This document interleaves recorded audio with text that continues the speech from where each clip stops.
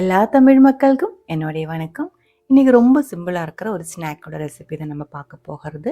பிரேக்ஃபாஸ்ட்டாகவும் சாப்பிட்டுக்கலாம், அதே மாதிரி டின்னராகவும் சாப்பிட்டுக்கலாம். பாப்புட்டு புட்டு மாவில் தான் நம்ம செய்கிறது. அதுக்காக ஒரு கப் அளவுக்கு புட்டு மாவு எடுத்துருக்கு. அப்பம் மாவு ரொம்ப ஃபைனாக இருக்கிற அப்பம் மாவில் செஞ்சு அது கட்டி ஆகி போயிடும். புட்டு மாவு தான் இதுக்கு நம்ம எடுக்க வேண்டியது. அதுக்குள்ளே 1/4 டீஸ்பூன் அளவுக்கு உப்பு சேர்த்துருக்கு. 1 டீஸ்பூன் அளவுக்கு சர்க்கரை சேர்த்துருக்கு, டேஸ்ட்டு கொஞ்சம் பேலன்ஸ் பண்ணுறதுக்காக. கூடவே 1/2 கப் அளவுக்கு துருவன தேங்காய் கூடி சேர்த்து நல்லா ஒரு டைம் கலந்து விட்டுக்கோங்க. அதுக்கப்புறம் இது ஊற வைக்கிறது பால் ஊற்றி தான். இது கொதிக்க வைக்காத பசும்பால் தான் சேர்த்துருக்கு. 1 கப்பு புட்டு மாவுக்கு 1.5 கப்பிலிருந்து 2 கப்பு வரைக்கும் பால் தேவைப்படும். நான் இப்போ 1.5 கப் அளவு பால் ஊற்றி இருக்கு. அதுக்கப்புறம் நல்ல ஒரு டைம் இதே மாதிரி கலந்து விட்டுக்கோங்க.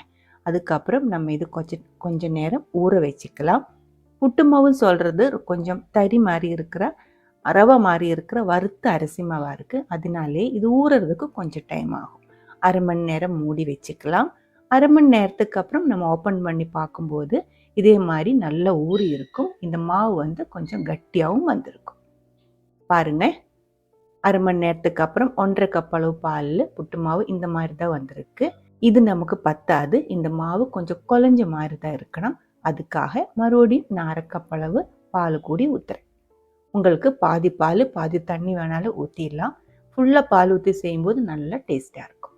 சூப்பர் மார்க்கெட்டில் புட்டு பொடி இல்லை புட்டு மாவு அப்படின்னு சொல்லி தனியாக வாங்குறது கிடைக்கும். அதுதான் இதுக்காக நம்ம எடுக்க வேண்டியது.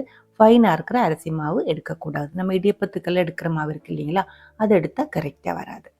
பாருங்கள், இந்த அளவுக்கு தான் இந்த மாவு நம்ம ரெடி பண்ணி எடுத்துருக்கு. ரொம்ப தண்ணியாகவும் போகக்கூடாது, ரொம்ப ட்ரையாகவும் இருக்கக்கூடாது. மாவு ரெடியாக இருக்குது.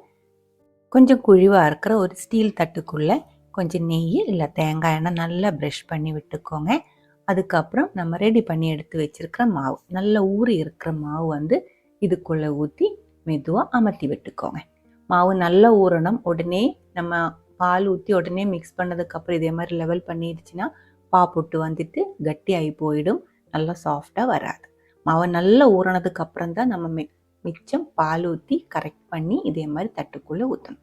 நல்லா லெவல் பண்ணதுக்கப்புறம் இதுக்கு மேலே மறுபடியும் நான் கொஞ்சம் தேங்காய் துருவனது சேர்த்துருக்கு. இது ஆப்ஷனல் தான், உங்களுக்கு வேணாம் அப்படின்னா சேர்க்க வேண்டியதில்லை.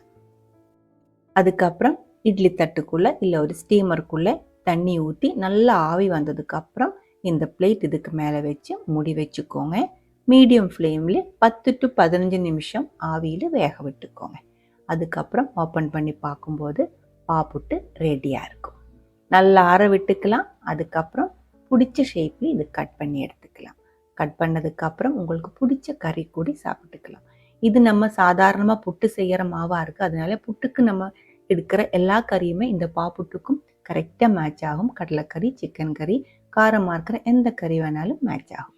அதே மாதிரி சட்னி இருக்குது இல்லைங்களா, கார சட்னி, தக்காளி சட்னி, அந்த மாதிரி எல்லாமே இந்த பாப்புட்டுக்கு சூப்பராக மேட்ச் ஆகும். நான் இதுக்காக நல்ல காரமாக இருக்கிற ஒரு தக்காளி சட்னி தான் ரெடி பண்ணி எடுத்து வச்சுருக்கு. உங்களுக்கு பிடிச்ச சைட் டிஷ் கூட சாப்பிட்டு பாருங்கள். அதுக்கப்புறம் உங்களோட கமெண்ட்ஸ் எல்லாம் சொல்லிடுங்க. இந்த சமையல் பிடிக்கிற ஃப்ரெண்ட்ஸுக்கு மறக்காமல் ஷேர் பண்ணி விட்டுக்கோங்க.